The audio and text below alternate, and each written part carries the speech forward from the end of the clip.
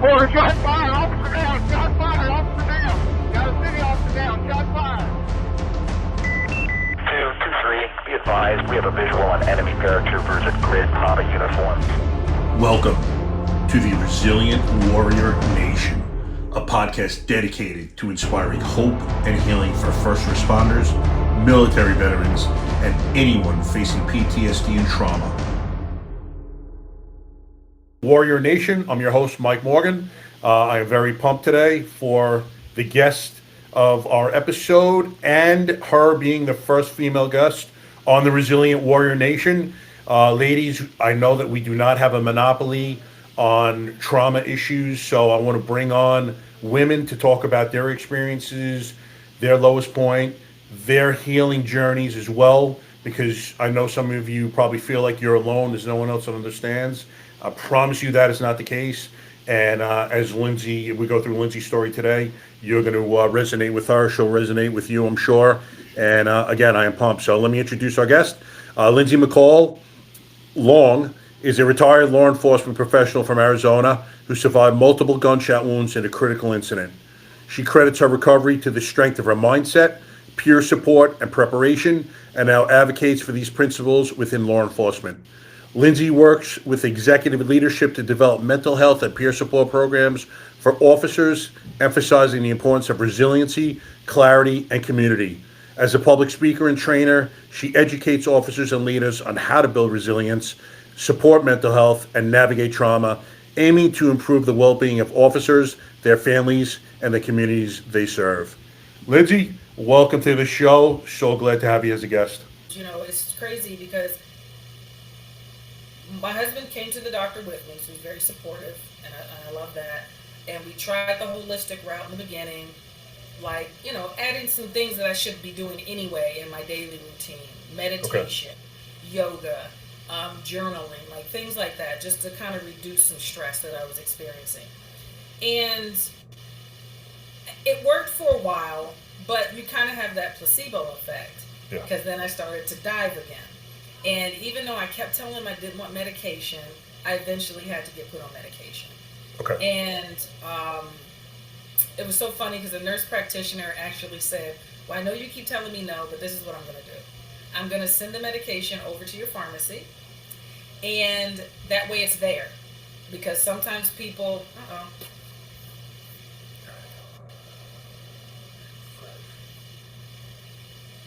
It's asking you to rejoin from a regular browser, not incognito. I'm not incognito. That's weird. Here, it says refresh. I'm going to hit refresh and see what it does. Okay.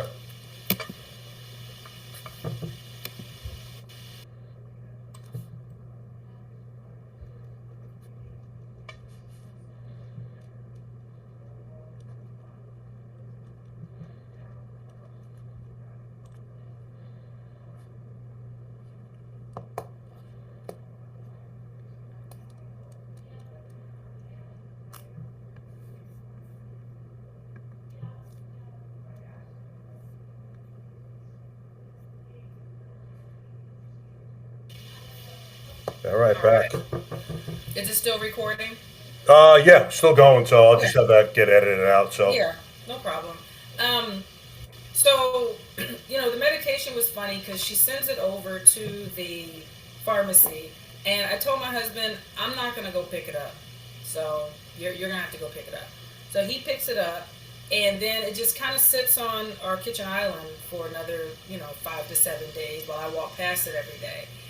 And you know, a lot of times we're just so afraid to admit we need to take something for anxiety or for depression because, in our world, it's like, oh, well, you're weak or you can't handle it. And that's not what it is. Again, going back to what that commander said, you're a human. Always remember that you are a human in a uniform. Your uniform or whatever clothes you wear to work cannot go to work and take all the crazy smells and sights and sounds that we experience on a day-to-day basis, because if you could, it would you take it to the cleaners and boom, it's fresh and clean, right? Yeah. That's not how we work as humans. So I kind of look at it one day and I said, Lyndsay, what do you have to lose? Like, if you had high blood pressure or diabetes and you took medication, you take it just fine because you know you need it. So what's the worst that can happen? You start feeling better. I take it. It took a week or so. I did notice a change, but I didn't want to get too excited because I figured I was going to dive again. But then I continued to feel better. I was waking up feeling good instead of feeling like, ugh, like I woke up, now I got to do stuff. So it was nice because I learned that sometimes you have to be on medication long enough to incorporate other healthy habits, or you just have to be on it. Yeah. Right? So I, so with, and then again, this is the year before the shooting happened. So I'm on medication. I know the people that care about me are watching me. So I'm willing to be more open when I'm not feeling myself or I need a little bit of a break.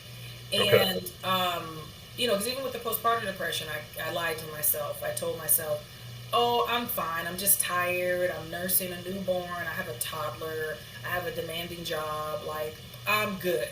No, it was more than that. And there's a section of the postpartum phase called the baby blues, and it's only supposed to be the first few weeks after you have a baby. And you know your hormones are out of whack, sleep, body, all this other stuff. But then you ease back into it. Well, I convinced myself for 11 months I had baby blues rather than what it is, postpartum depression. Yeah. And honestly, and I say this all the time, anytime I get to speak about postpartum depression, I honestly think postpartum depression is more common and it's more a part of the postpartum phase than we like to believe. Because when we hear about postpartum depression, we're hearing about those extreme cases Yeah. of, like postpartum psychosis, which is something different. That can lead to suicide. It can lead to like an extreme case like Andrea Yates. She drowned her kids. It can lead. So we're thinking up here.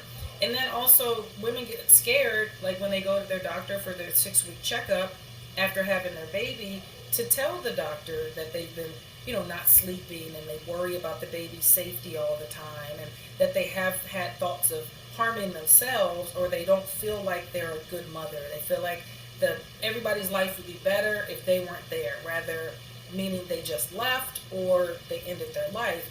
And they feel like all of a sudden CPS is immediately going to come in, snatch your baby, and put you in a straitjacket. That's the mental image that I get when I hear women talking to me about why they didn't tell their doctor at that 6-week checkup that they were having these feelings. Okay. And so I think we just should accept it as more of a natural part of the experience after we have kids, and don't hide it, because the more I talk to women about it, the more they're like, oh my goodness, I'm going through the same thing. Yeah. Whether they got help for it or they didn't. And I'm very lucky to have my husband, my mom, my mother-in-law who were able to walk me through that process. And the medication helped, I was exercising, I was eating better, I was sleeping better.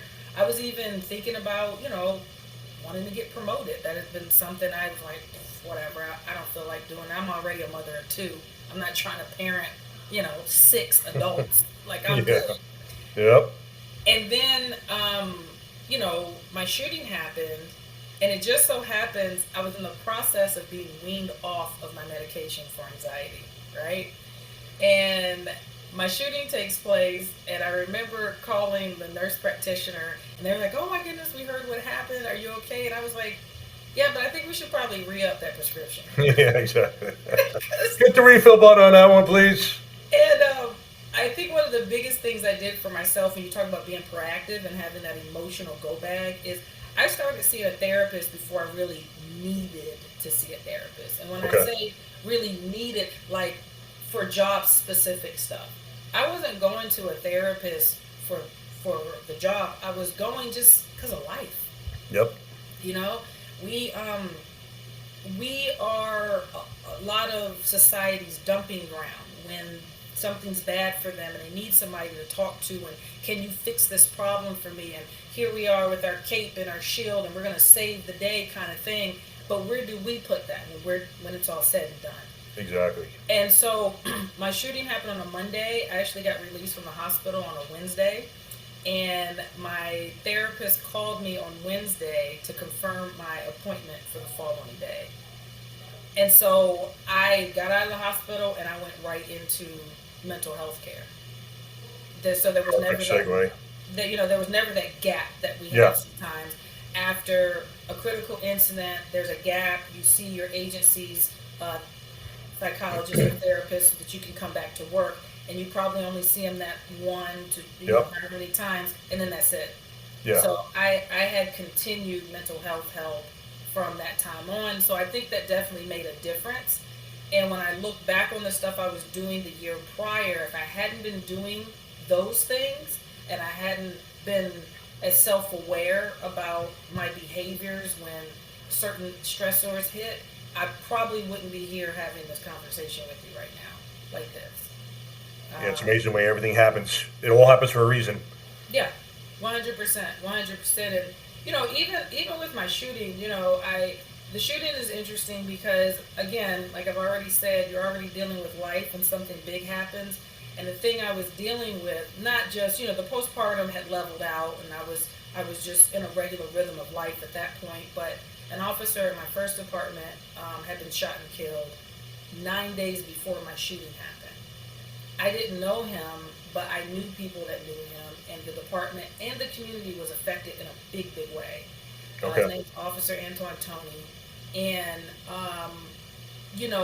just going through that with my friends, and I couldn't physically be there with them to go through it. So I'm trying to make sure I'm calling, I'm texting, I'm watching the news stories.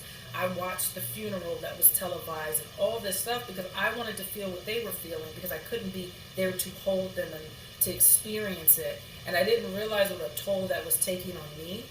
Okay. We do that a lot of times as helpers.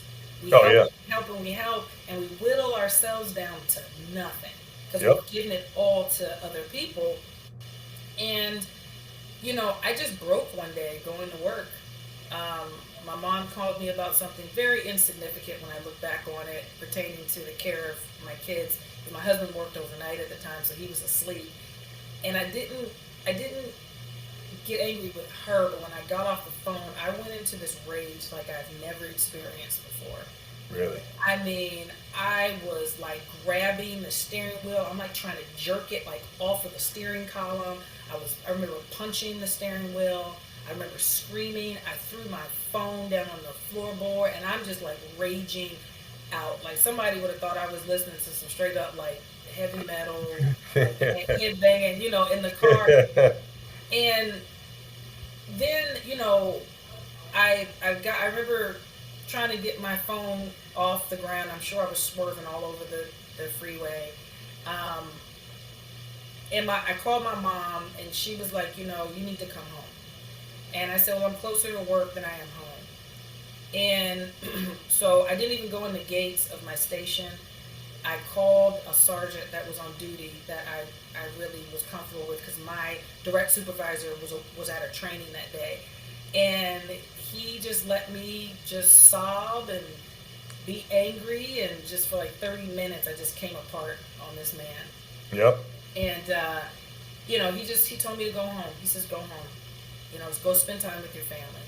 And he's like, call me tomorrow. If you don't feel like coming in tomorrow, we'll figure it out. Just go home and get some rest. Good. And I appreciate him for that. And, I just remember telling him, too, that I didn't think it was fair that Officer Tony lost his life in that way because he was one of those people that had wanted to be a police officer since he was a little kid. I kind of fell into policing, as I told you before. It wasn't. Yeah, me too. And how is it that he doesn't get to be here? And I've been doing this job as long as I had been, and I'm still here. Like, you start to question that. And I wasn't even with him that day, so I couldn't even imagine what it's like. And since then, I've actually become really good friends with his partner and one of his really good friends from the department there too. Okay. And we've had that conversation. And so I got home. My family was there for me, but I didn't want to talk at the time. I was just kind of over it. We had a nice breakfast together as a family, which was rare because me and my husband worked completely opposite schedules, days and hours, like 2 ships passing the night. Yeah. You know, Makes for a happy marriage, some would say. right? You know, but and Yeah. I tell people like they're like, "Oh man, you seem to really like each other." I say, "Because we don't see each other. Mm-hmm. We got two kids, but that don't take long." Yeah, You know, exactly. you know, so but yeah, we were doing baby handoff at the door, you know, between him and my mom and me, you know, so the fact that we got to have a meal together was huge. So I really appreciate that sergeant for that day. I Yeah. stayed home the following Sunday. I stayed home the next Sunday too, because I think all too often we go to work when we're not mentally there to go to work. Oh, all the time. You know, and Absolutely. we do it when we're not physically there, we're not mentally there. But if the shit hits the fan and something goes wrong, you're going to second guess, like, why? Like, you know, and I never wanted that on my head. And they give you the time to take off, take it off. Yeah. Because sick time is cute to take with you, but hope you make it to the end of your career at this point. You know, just Exactly. between our health issues, you know, the public sometimes, you know, like, hope you make it there, because if I had to choose between a check and my father, I would much rather have my father. And Oh, money doesn't absolutely. mean anything, Yeah. you know. So when people brag about all their sick time, and it's generally men. I love y'all, but it's like I had two babies. I had to take a lot of time off. I burned through all that time. I came back with barely anything. So if I get sick or the baby gets sick, I got to plan that time very carefully. Yeah. And then you got like hundreds and hundreds of sick hours, and you know, well, I've never took any. I never took, you know, take any sick time. Oh, yeah. These guys are cracking me up. Like, good for you, bro. You're Well, doing a stellar job out there. Keep it up, man, because they really care about you. I'm going to let you know right now. I told him, I said, you're an idiot. Yeah. You're an idiot. You accrue that time every pay period. It's your Why time. wouldn't you take it? Exactly. Just for you. I'm not talking about doing a project at home. Yeah. For you to chill. Do something you like to do. Go fishing. Take a class. Go to a movie. Go on a hike. Just do something for you. And so, you know, it was just crazy because I took the time, and I'm glad I took the time. Monday, I get up and I'm like, all right, I feel good enough to go to work. My mom was like, "Oh, you sure?" And I was like, "No, I'm good." I worked morning shift, so I worked 8 a.m. to 6 p.m. You know, get in there. I'm about to hit the road after roll call, and a girlfriend of mine who was on light duty, she was pregnant.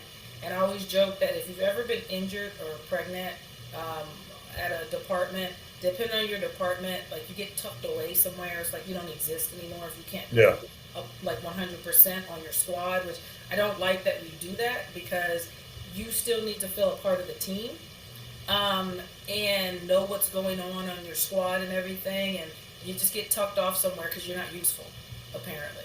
Yep. And when you're pregnant, it's worse because, you know, some people act like the bigger your stomach gets, like the smaller your intelligence gets. Like I've had people say crazy stuff to me during my 2 pregnancies, and I'm just like, I still have more experience than you. Like, what are Yeah. you talking about?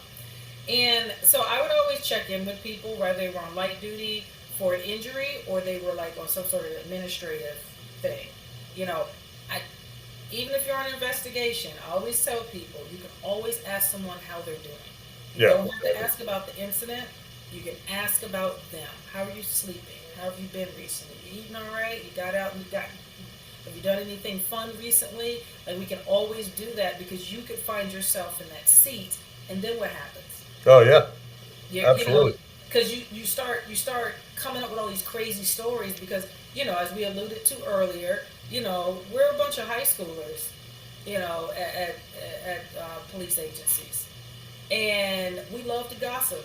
We love to gossip. So you're gonna be sitting at home away from everybody, going like, I know they're talking stuff about me. I already know it. I already know it. You know, so this is a friend of mine that I would check in on, and she noticed I hadn't been at work for the last couple of days, and she asked me about it. And how often do we come out straight up and ask somebody like, "Hey, what's going on with you?" And like No. really mean it. Yeah. In fact, now since I've begun this healing journey, I'll be like, "What's up, bro? How you doing?" And they give me the cursory. "Yeah, I'm good, bro." And I'm like, "No, how are you doing?" Hit me with the need real words. shit. Yeah, Yeah. hit me with the real, not the fake stuff. And I Well, tell people also, listen to what guys respond to, because you ask a guy how he's doing, and he's like, "I'm all right." That dude is not all right. The fact that he said it like that, Yeah. He's giving you permission to delve further into it. Don't There feel you go. like you're getting nosy. Any dude that says anything other than "I'm cool, bro," if he says anything other than that, he's essentially telling you, "I want to talk." He's I not going to told, say, "I want to talk." if you want me to become violent, uh, after I ask you how you're doing, if you look at me and say I'm fine, I'll fight you. Yeah. Like I will like give you like a quick to the throat because you're not. And a buddy of mine at a training I went to, he says, "Fine stands for fucked up, insecure, neurotic, and emotional." Yeah, that sums it up. I So like the acronym. when people say fine or good or living the dream, that's another one I can't stand. Like I want to, oh, I just want to. It's funny. I use that all the time, but I actually am. So. Right. But I just want to hit them with an upper hook when people say living the dream. And I'm like, no, how, like, tell me, like, even when I pick my kids up from school, whatever rule, I want to know how your day was. I don't want to hear about recess. I don't want to hear about PE. That's easy. Yeah. How was your day? What was good about your day? And what is something we can do different tomorrow? I don't want to hear good. Like, what was the best part of your day? What is something you're like, ugh, I wish I could redo that part of my day. Yeah. You know, so when she asked me what was going on, like, not only did she, like, wait, like, she paused. There was a pause. It wasn't just a quick interaction in the hallway, her just saying hi to me over her shoulder. Yeah. And then she, like, leaned up against the wall, and I was like, oh, she really wants to know. 'Cause I'm It wasn't a rhetorical question. She really wants to know. Yeah, she really, like, I'm normally the one checking on people. If somebody's Yep. checking on me at work, this is different. So I told her everything I had told that sergeant a couple days prior. And I just, I just felt like it wasn't fair. And like I said to you earlier, and I think I jinxed myself because I said, I've been dodging the proverbial bullet for 15 years. And he gets into this one thing and then he doesn't get a second chance. And that just makes me, like, I was really angry about it.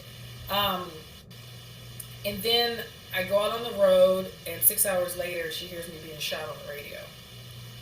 And Amazing. the thing is, though, and I thanked her personally for this, like, in side conversations, and embarrassed her in front of other people. But along with my partner, I really believe she saved my life that day because of the conversation that we had. I could have still been in my head when I went out on the road that day. And I got to, like, just like unload before I even got into my patrol car that day. Okay. I got to just unload, which Yeah. I think back on that, and I'm like, man, what a blessing that was, and I didn't go out like all pent up and everything. And so when later on in the afternoon, when my partner hits me up about going on this call with her, we meet up down the street, we go over the paperwork, nothing crazy really stands out, and we're approaching the house. Now, what was the call about? Oh, so it was domestic violence. Okay. This was a Monday. The domestic violence had occurred sometime either like late Friday night, early Saturday morning between a boyfriend and a girlfriend. Okay. He gets drunk, he beats her, and then in the morning he acts like he doesn't remember what happened. Like, oh, why do you have those bruises? What happened? That sort of stuff. Yeah. Anyway, so when she left, he didn't work, and when she left for work that morning, that's where he thought she was going, but she actually went to our headquarters to file a report. And while she was waiting on an officer to come take the domestic violence report, our victim services, our Care 7, contacted her, helped her fill out the application for the order of protection. And, it went out to the road. Well, one of the early shift guys had attempted to serve it already with no success. Okay. So he was getting off at 3. We didn't get off until 6. And my partner found out that the order of protection was already out there. So she says, hey, you're closer to the station. Do you mind going to go pick it up from him so that we can go serve this? I was like, sure, no problem. We've done that before. And like I said, we go over the paperwork. Nothing really stood out. She lets us into the house. And I remember the house being dark, and it was eerie, like when you think back on it. And even at that time, it just felt weird.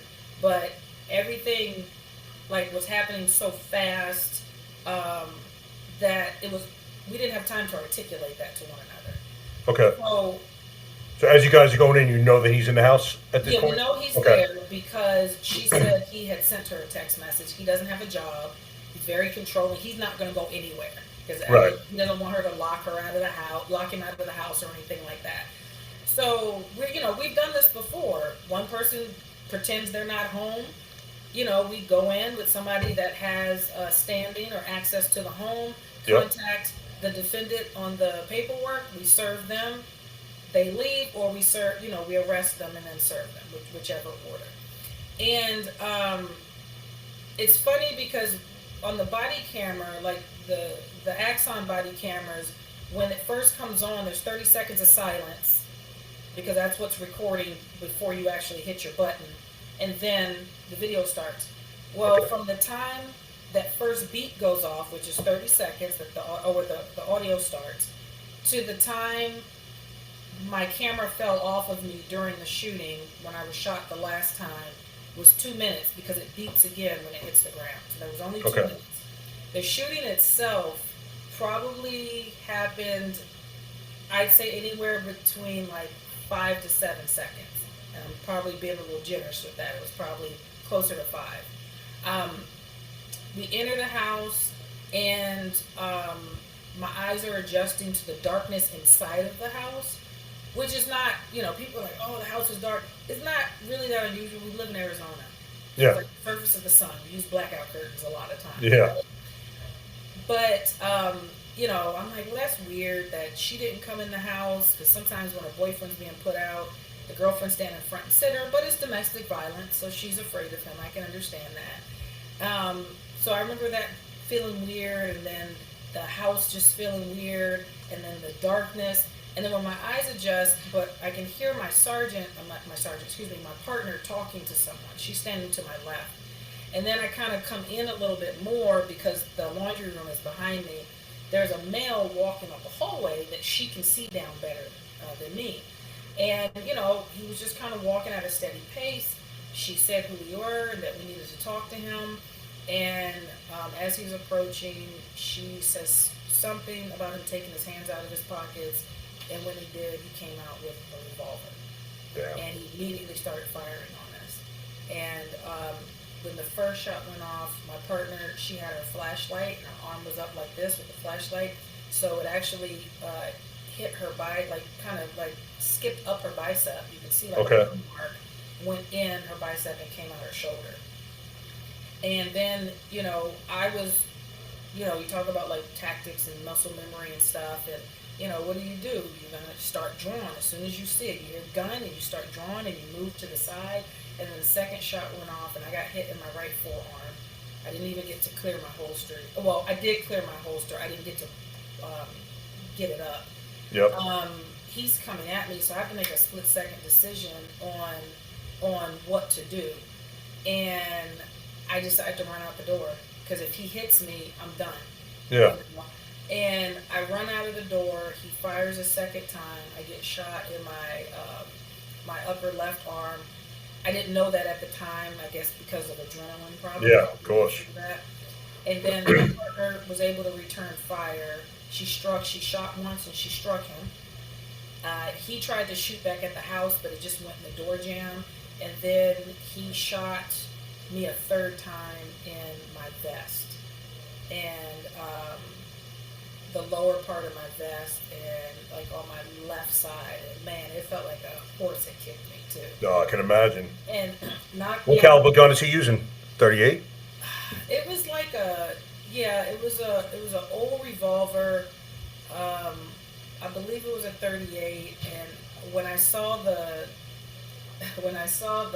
evidence pictures later, I laughed because it legit looked like a rusty throwdown gun from like a mob movie or something like that. Like, Yeah.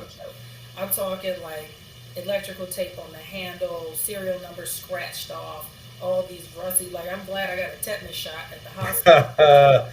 And Yeah, these perp guns are amazing. The condition they're in, the Yeah. different caliber, not caliber, but types of. You'll see like 3 different types of bullets Yeah. in the guns. It's Yeah. unbelievable.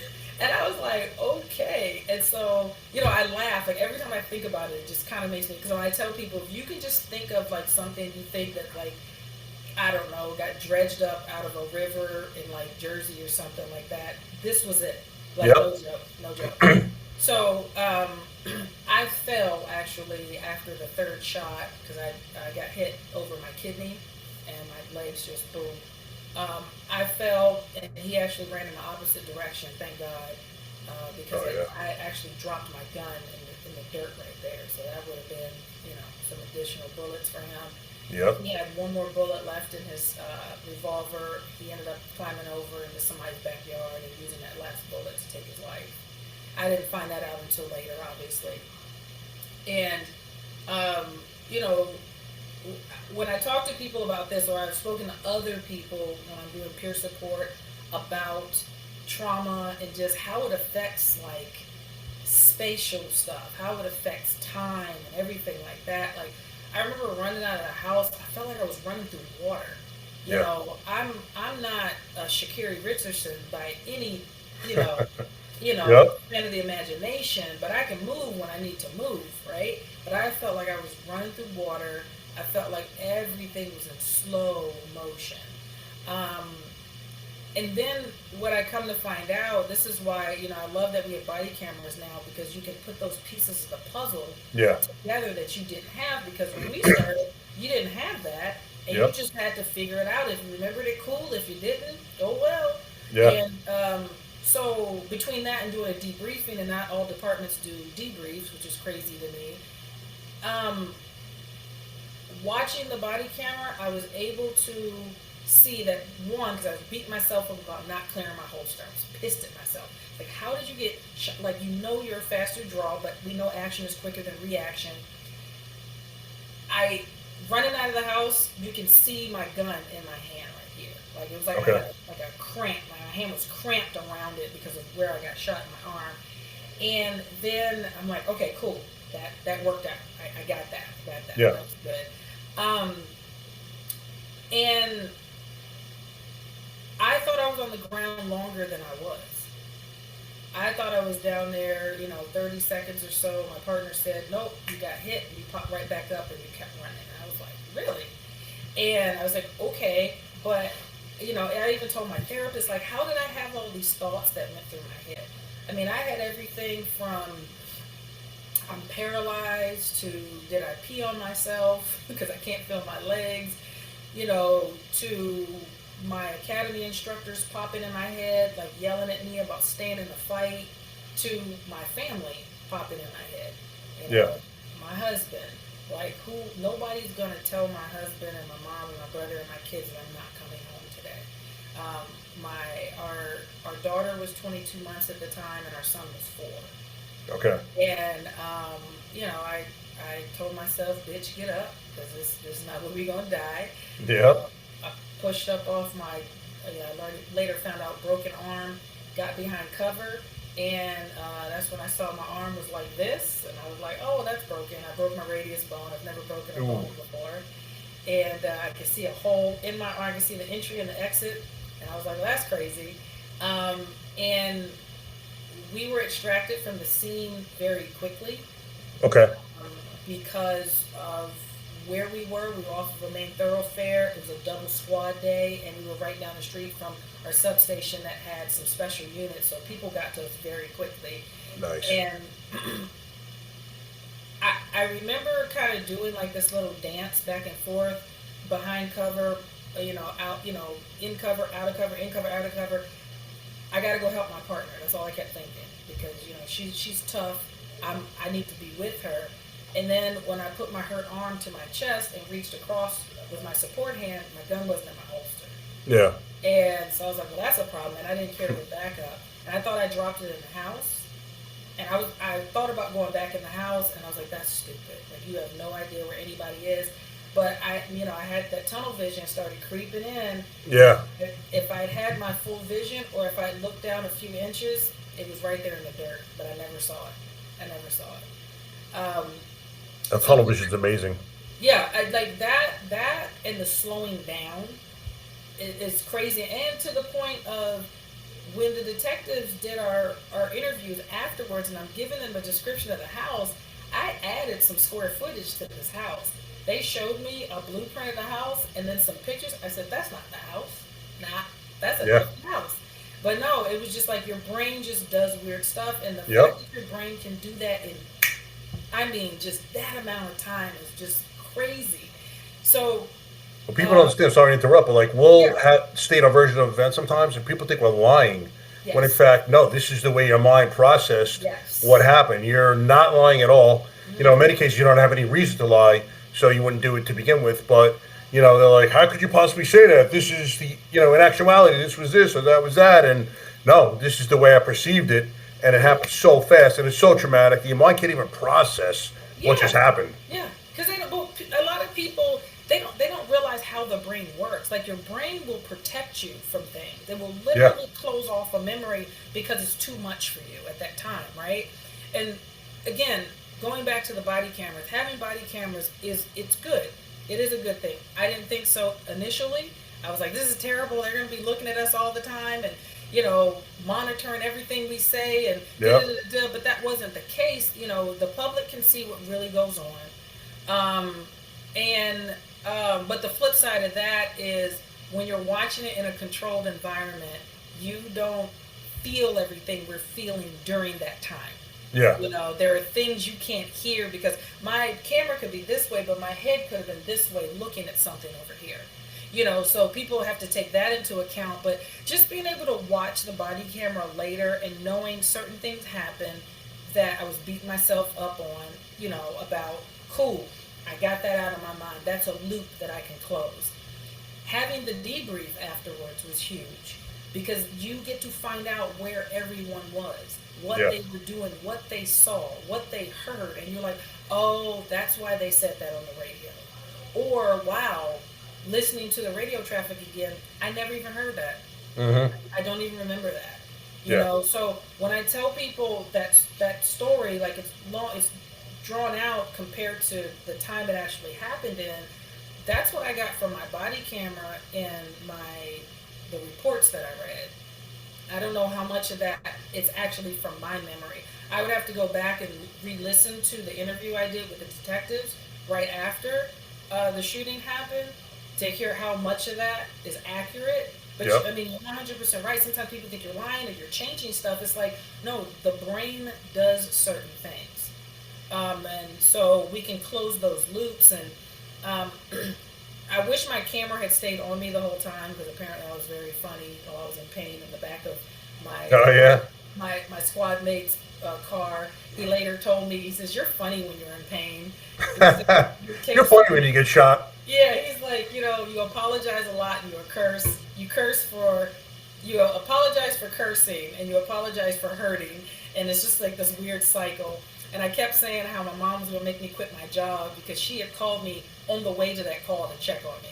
Really? And and then within like 30 minutes, my brother's calling her and saying, hey, Lyndsay just got shot. She's like, no way, I just spoke to her, there's no way. Crazy, right? So that's the first reaction. Exactly. You know, so pain sucks, I tell people.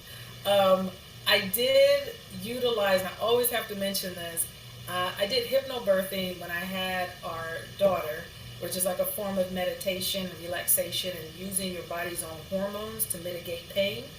And it's really cool because they take you through these different training sessions with whoever's going to be there with you when you have your baby so they can be a part of the experience too and help you, right? It's all about relaxing. You know, visualization, you know, you go through these meditations, you listen to affirmations and stuff like that. And they do this really cool thing in the beginning of the classes where they get, you know, they go through the fear process of giving birth. Because, you know, there are many stories, well, I'm scared, it's going to hurt. But if you know anything about hormones, when we get scared, everything shuts down in your body.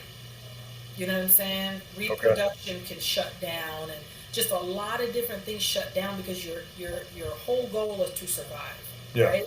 You know, your blood rushes to certain parts of your body, you know, goes to your heart so it can pump hard enough to get you moving and stuff like that. That's why sometimes you don't feel your hands and you don't feel your feet and things like that. So once the pain kicked in, as we were waiting on the ambulance, I started like trying to do like my hypnobirthing breathing, like I did when I was in labor with my daughter, and it worked in like little short stints here and there. Yeah. And largely because you're supposed to be in a relaxing environment. I wasn't in my room with my husband massaging my back and our essential oils and listening to the guided meditation. I'm bleeding the back of a Yeah. car with helmets and shields and sirens going by and all this other stuff. Yep. It worked, and I actually did contact my hypnobirthing teacher later to tell her, like, girl, you were with me that day, and let me tell you what happened.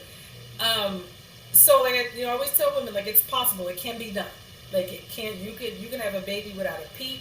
You don't have to do all the screaming and hollering that you see on TV because, when you let that fear set in, everything hurts. It's just like in a cartoon. Bugs Bunny gets hit on his foot with a wooden hammer, and it doesn't hurt until he looks at it, and then it's throbbing. Yep. Now your brain is like, oh, that's not right. And that's kind of what happened with my arm, too, is further away we got from the scene, that pain started to kick in, and every time I looked at my arm, it was just like, ambulance got there right before I was about to pass out. And I want to give a shout out to FD because they're fantastic, and I know it's hard, and for them to have to care for someone that they normally work with on a call. Yeah. And one of the captains that I've been on several calls with, and I loved working with him. He came around, he saw my face. It's his neighboring department anyway. But then he sees me, and I saw it, but then it went away, and then he jumped into work mode. Yeah. So they're fantastic. They're really fantastic. Throw me in the back of the ambulance. My partner was thrown in the ambulance because she was brought over to the staging area too. And I called my husband from the ambulance. I called my brother from the ambulance. I wanted to call them. I didn't want anybody else to call them. Yep. And I had great care at the hospital. Like I said, I was there for 3 days. I had 2 surgeries while I was there, because I had to put some hardware in my arm for my radius. Okay. And everything else, my back, I was just really heavily bruised because I had my vest on. Yep. And then my arm, they just threw bandages on it because it was just holes. Yeah, just going through. Just holes. And and then I got my kids. My kids come see me in the hospital. We got to make up stories as to what happened. And I tell people now, I just told them we got in a fight. Mama got in a fight with a bad guy, and my arm got broken in the process. Now, kids are smart. I want to tell everybody this right now. Yeah. I'm not talking about they're being smart. Smart and perceptive. They are intelligent beings, and they soak up things, and they know when things are not right in their house. We went from, we had friends over to having just a plethora of people at my house for weeks, right? And of course, my kids were loving the attention, particularly my 4-year-old, because like every time somebody came over to see me, they would bring a gift for the kids too, right? But I made sure nobody said anything about the shooting or anything like that. But my son figured it out very quickly. Yeah. And I'm talking within like the first week I was home, he figured it out. Because he asked me straight out, are you sure the bad guy didn't shoot you? Because I had these holes in my arm. Yep. And I didn't know what to say. I lied. I told him I fell on a stick. Because you figured you could lie to a 4-year-old. Yeah, exactly. And they're very simple. You answer their question and they move on. But it bothered me, and I talked to my therapist about it, and she said, just talk to him about it. So I did. Yeah. Me and my husband sat down, and we came up with a plan, and we talked to my son, and he asked me very plainly, why did I lie to him? He says, I knew you got shot. And his questions were answered at that time, but the older that he's gotten, and the more he understands life and what could have happened, we've definitely dealt with some emotional ups and downs with him over the years. Yeah, I can imagine. My daughter doesn't remember as much of it because she was only 22 months. And it wasn't until preschool that she even got emotional about my shooting, which is funny because my kids had the same preschool teacher their last year of preschool. Okay. And that preschool teacher was the one that informed me about my son's behavior in class once he came back, and that he just wasn't himself after my shooting. He wasn't as personable, he wasn't as helpful, he was keeping to himself, he didn't want to eat, like all these things that I didn't realize were a sign of anxiety and worry on a child. Yep. And then of course you go through the parent thing, more so the mom thing, I should say, of feeling like you, like a terrible mother because you didn't notice this. But I'm also Right. going through my own thing. Oh yeah, of course. So I appreciate her for having that conversation with our son and then having that conversation with me. So then my daughter has that same teacher, and she pulled me aside and she said, you know, we were filming videos. They have a little graduation for the kids, and they were talking about what they wanted to be when they grow up. And Ella always said she wanted to be a police officer. And she says, but today she got teary, and she says, I don't want to be a police officer. And she grabbed her arm in the same place where I got shot because Yeah. I don't want to get shot like my mom. Wow. And I was like, oh, ooh, okay. And like, we're almost standing in the same place where she told me about my son. Yeah. And I'm like, okay, so we have to do better as parents of paying attention to our kids, because I know a lot of times in our families and with our kids, we think we're protecting them by not telling them stuff. We're not. Yep. We're not. Exactly. We're doing more damage than we are anything else. And then that leaves our kids thinking, like, well, what else aren't they telling me? Yeah. Yeah. Just leave distrust. Yeah, and it's like, you know, we can sit down and have a conversation as a family, even if you have to get a therapist involved. There's nothing wrong with that. You're not airing your dirty laundry and all the things, the negative things people attach to therapy. That's their whole job, is to help you through a tough time. Yep.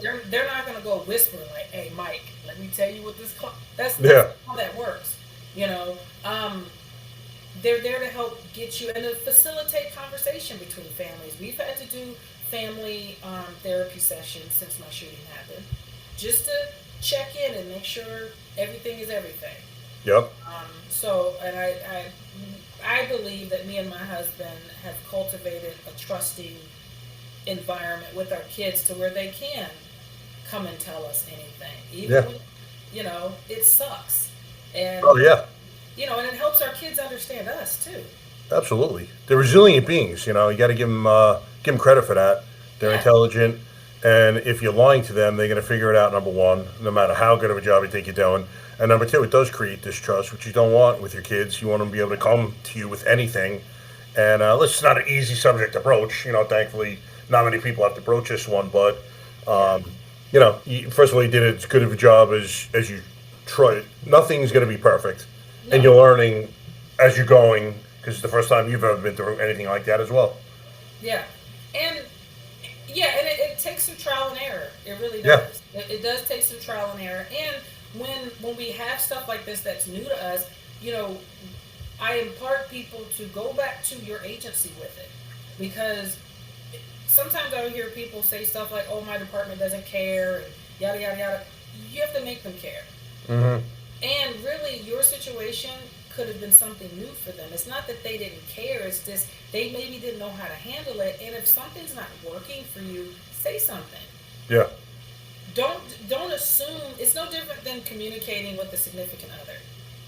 You know, well, they should know. How? Did you tell them? Did you tell them you felt this way about this particular situation? Well, no, but no, because you don't know what's going on in their head at that time. And remember, we're all different people. You can be with a significant other, you know, y'all could have been together for 60, 70 years. Unless you say it to them, never assume that they know exactly what you're feeling, because we're all individuals. Same Yeah. with the agency. They are responsible for so many different employees, so many different departments. They're not going to be able to tune in to every single person's need. Yeah, absolutely. And No, say they need something. feedback. Yeah. Yeah, exactly. And so make it better for you if, you know, if or when you find yourself in this position again. I hope not, but it does happen. Or your brother or sister at work finds themselves in that position. Why not do something that's going to help people in the long run and help your agency thrive and have longevity? And, you know, not have all these issues and these lawsuits and people quitting left and right. Like, there's just a lot that goes into it. You know, Oh, absolutely.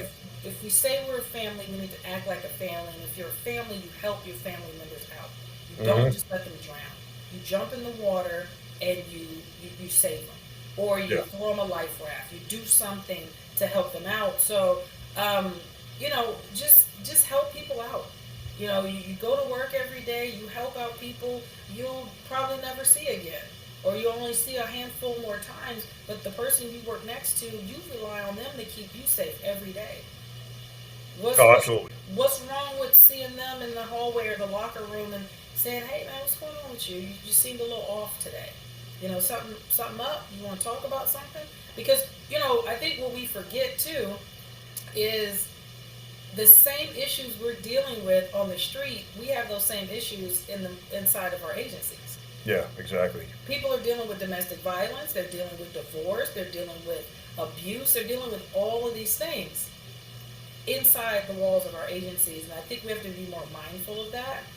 And even when we're going through the process of healing afterwards, we have to give people grace. That's a big one that I've been working on. Giving people grace because, like I said earlier, people are already going through stuff when life hits them. Yeah. And sometimes they don't have enough bandwidth to be there for you the way you want them to be, right? Whether that's what you need or not, rather you want them to be, and we have to be cognizant of that. No, absolutely. People. First of all, you have to have grace with yourself. Yes. Secondly, definitely grace for others as well. It's huge. Yeah. As you're going through. And the biggest thing I've learned out of all this is, life is great. Because it could be a hell of a lot worse. That's what I say all the time. Oh, yeah. I have my days, and I still have my ups and downs. I still deal with depression and things like that and anxiety. But, but like you said, just trying to be more positive in my language, being around people who are more positive in their language and in their actions. And just taking time to, take a breath and appreciate the things around you that are positive. We love hearing the crazy stories and one-upping each other about work and all this other stuff. Oh yeah, well, there's one time I kicked in the door and blah, blah, blah. That's great. It's entertaining. Yeah. But when it gets quiet, what do you have? Yeah. You know what I'm saying? And if we can't get that same dopamine effect that from the one-up stories when we're by ourselves, we have to change something. We have to find, we have to create newer or better neural pathways when we're stressed and how we deal with our stress. For me, it used to be alcohol. It used to be very easy for me to just go hang out with somebody, have some drinks, yada yada. Now, when I get really, really stressed, I don't even I had some wine the other week. I hadn't had anything to drink in quite some time. Yeah, take it or leave it now. Yeah, I just wanted to have it with dinner, and then I was like, nah, I'm good, kind of thing. That's not my go-to. When I get stressed, like I said, I take my coffee mug or my tea mug and I go sit out on my front porch. That's my go-to, or I go for a walk, or I remind myself of all the good things that I have going for me right now, and I have over the past 6 years. The relationships that have become stronger over the years, and new relationships that have developed for me, friendships that have developed for me. So I definitely feel like I'm in that place of life where I'm thriving, because we hear the survival stories so much when we go to conferences. And not that those stories of survival aren't important, because they are, but I want people to focus too on how are you thriving? How has life changed for you for the better? Yeah. I don't advise getting shot 3 times to change your 2 at the most, but definitely not 3. Exactly. To have this great perspective on life and spending time with your family and stuff like that. But I'm thriving right now. I feel good. I don't feel good every single day, and I don't have a problem admitting that to people. And it's okay not to be okay every day. 100%. And the way you're leading a life, I think, is hugely important to people, because you're living a life of gratitude. Yes. And it's funny because I remember being a young officer in Atlanta, and Atlanta was insane. I mean, the amount of death and destruction we saw was crazy. And I remember telling myself, this is not taking me under. So I started actively taking in and appreciating everything in life, like a beautiful sunset, a beautiful moon, just a beautiful day, hearing the birds chirp, whatever it was. I'm like, just appreciate the beauty of life. I actually had after my healing journey started last March. So last April, I gone to to training up in northern Florida with a group called GBRS Group. It's all retired SEALs, and one of which is named DJ Shipley. He's a former Team 6 guy, very well known. But we had a very deep, intimate conversation about our healing journeys, and I'm like, DJ, life's a beautiful thing. I go, and I appreciate everything about it now. I said, listen, there are some shitty parts to it, man. Some visceral pain we're all going to go through. It ebbs and flows like anything else. But to wake up every day happy and just appreciate the beauty that it is huge. Yeah. And speaking about our pain before and uniforms, I'm like, bro, I have my uniform, you wore your uniform. And we calloused up because we can't absorb all this pain that we see. And then, brother, we end up feeling nothing. And that's no way to live, man. You're just surviving. I go, and now I appreciate everything, and I wake up happy every day. I go, we're human beings first, and we're not supposed to callous up. We're supposed to feel, and I feel now, and I love it. And he was echoing the same exact sentence. It was crazy hearing it. Like, I'm laughing to him. I'm like, bro, can you imagine people hearing us, you and I talk? Yeah. You're like one of the most hardened warriors in the world. And, I'm myself 240, tatted up, bald head. And we're talking about like feelings and vulnerability and emotion. Like, that's what it's all about. You're supposed to feel everything. Yeah, feel everything. But that's what it should be. And like you guys, like you having conversations like that makes a huge difference to other people. Like when me and my husband speak together, my husband's not in law enforcement, so we talk about that and talk about him being a caveman, but not in a negative way. That's what he's my caveman. And he's all about protecting and providing for the family and everything like that. So for him to be put in a position where he felt like he couldn't protect me was hard for him. Yeah, of course. And so when we talk about the kids, and he talks about how it felt thinking about almost losing me, or the possibility of it, he gets very emotional. And we've been speaking together for probably 3 years now. And I would say 9 times out of 10, he gets emotional about it. Yeah. And it just does something to see, he's 6'3", probably about 280, bald with a beard. Do get emotional like that. It does something to the men in the room. It does something to the women in the room. The non-law enforcement wives or girlfriends in the room, like he connects with them, and he connects with the law enforcement men in the room. Because it's like, man, once you talk about kids, man, that's a wrap. Oh, yeah. Yeah. That's a wrap. And, we've had people come up to us afterwards and be like, man, just that emotion. And I started thinking about my own kids and things I've said, in conversation and didn't do right and all this other stuff like that. It's good to connect with people and to be vulnerable, because it's like you're not by yourself. You're not doing this by yourself. Yeah.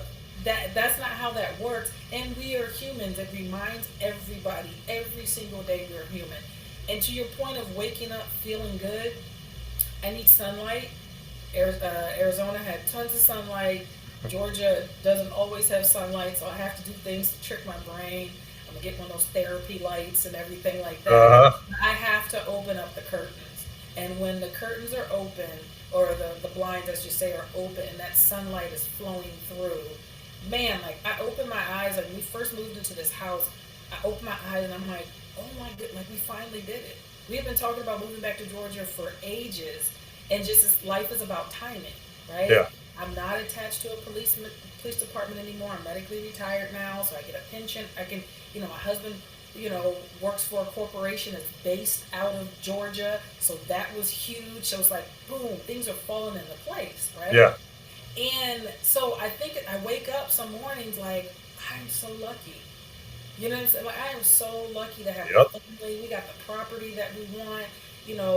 My mom is here with us. My mother-in-law comes to visit. I get to see my sister-in-law and my niece and her family and stuff. So, like, things are good. We're in an area where, earlier you and I, before we got on, we were talking about the world being small. I go down the street to my Publix.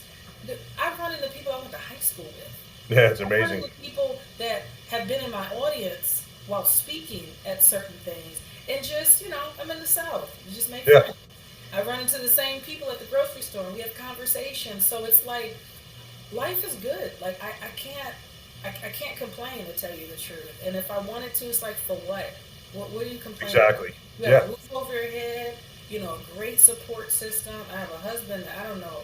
I tell him all the time, we're coming up on 14 years of marriage this year, 17 years together.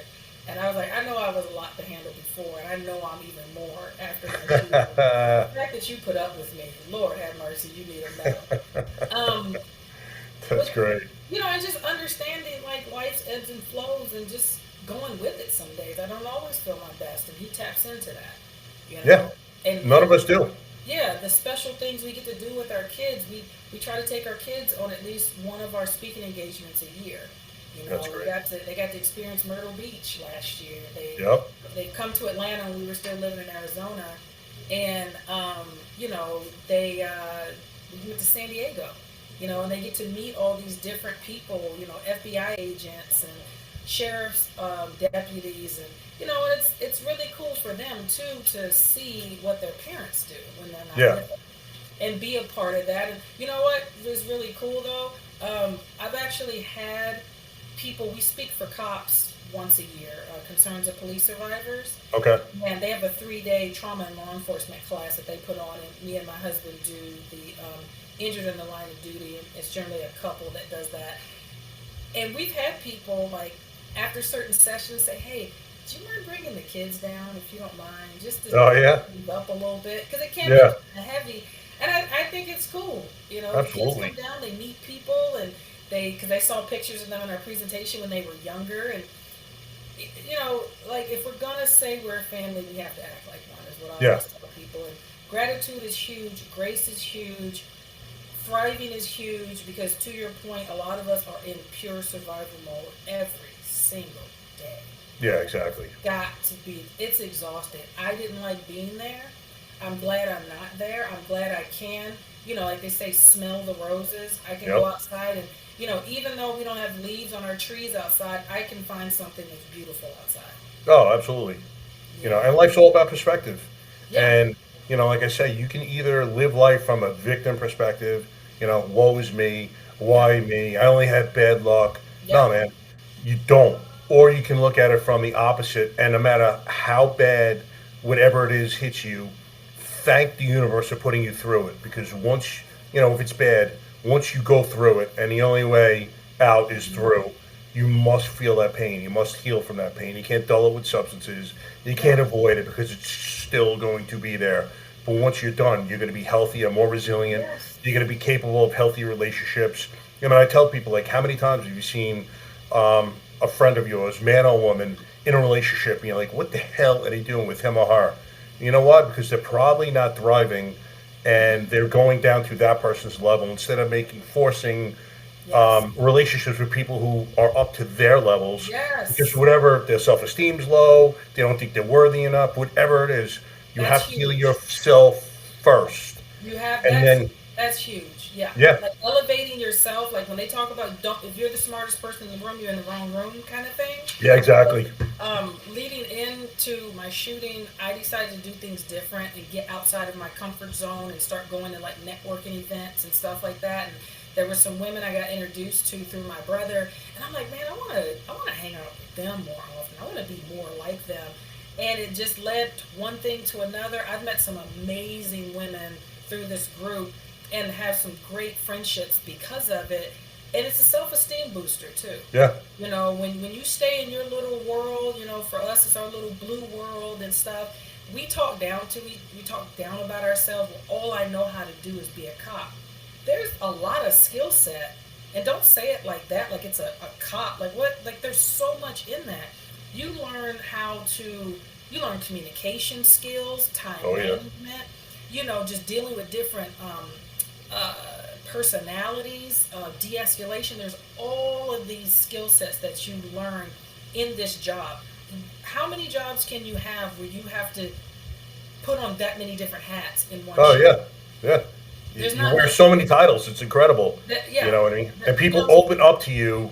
Yes. The way, I just tell the rookies, just start chatting people up, man. Ask them questions. We're in a domestic, we split them up. There's pictures on the wall. Just start talking out. You will be amazed at what people tell you wearing this uniform, and it translates into real life too. Like It my does. wife's one of those who she'll get anyone to open up about anything, but I can do the same thing. You Yeah. just start asking questions. Tell me about yourself, and then actually listen.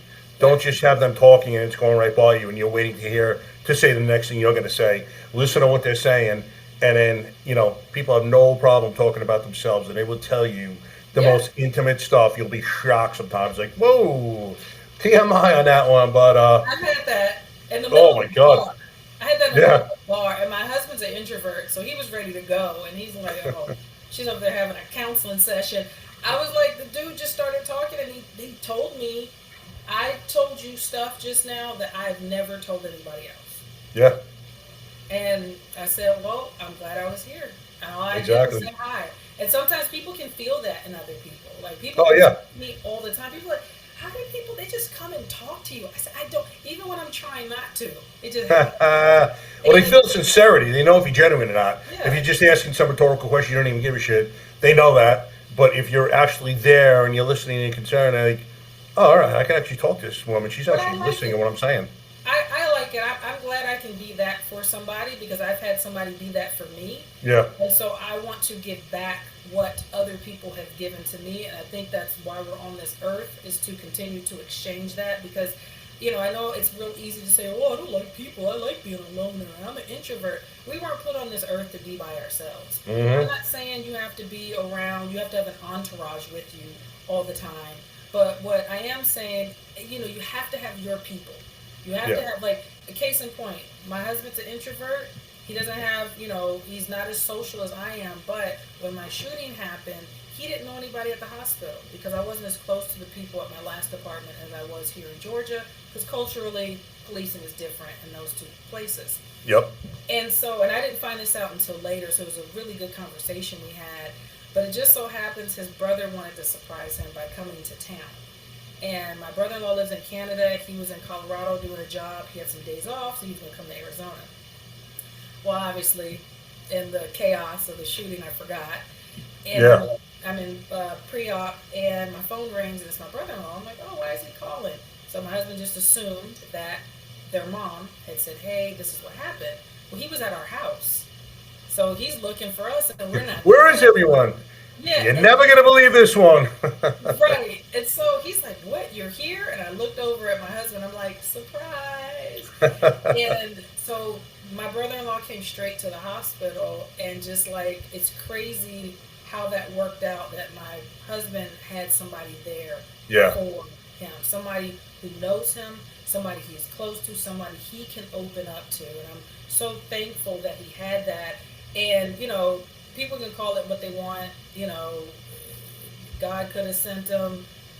It was timing, just whatever you believe, it happened. Yep. And it was great. And I guess we're going on 2 years as of next month. I started going back to church, Okay. and I've always struggled with, with religion and stuff like that. Because, we see such crazy stuff, and it's like, how can somebody be here and, like, Yeah. I have Let to go that through happen. this. Yep.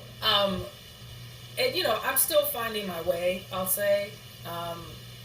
But I do enjoy going because it provides some sort of like regularity in my week. And you get to see some of the same faces because remember, I'm medically retired. I don't get to go into a station all the time. Yeah. I don't get to see those same people. I'm not going on calls. And I tell people, whether you like the people you work with or not, they're a part of your routine. Oh, yeah. So I enjoy it. I enjoy the message. It makes me think about stuff differently sometimes. And I'm glad, I am very thankful that I am still here to continue doing whatever work I'm here to do. Which I honestly believe is to help people. My purpose on this earth is to help people. Yeah. And to share my story, to help other people share their story and understand that, we don't have to be this one thing. Just because you have a particular job doesn't mean you have to be whatever society says they think you are. Because I Exactly. break all sorts of stereotypes. Yep. Half the time people, they're like, you're a cop? And I'm like, yeah. I didn't look like one off duty, and even in uniform, people were like, man, you're really cool. Like, you're not like other cops that I've met. Okay, thank you.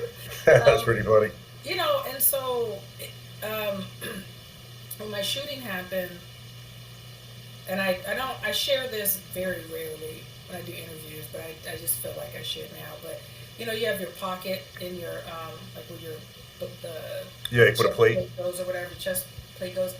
So I would have like a Miranda card or something like that in there, and then like my like an extra Miranda card, and then a St. Michael's coin, um, and I had these 3 prayer cards in my vest, right?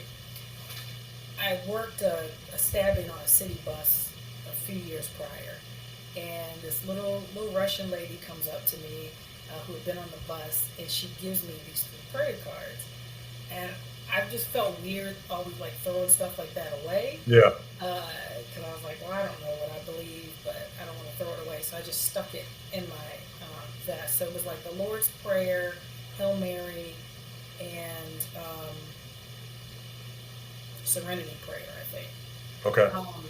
And something like that. I can't remember exactly, but anyway, um, and I just something hit me one day, and I was like, "That's crazy," because I remember being in the hospital, and I kept asking for the contents of my vest. I don't know why. I just wanted it.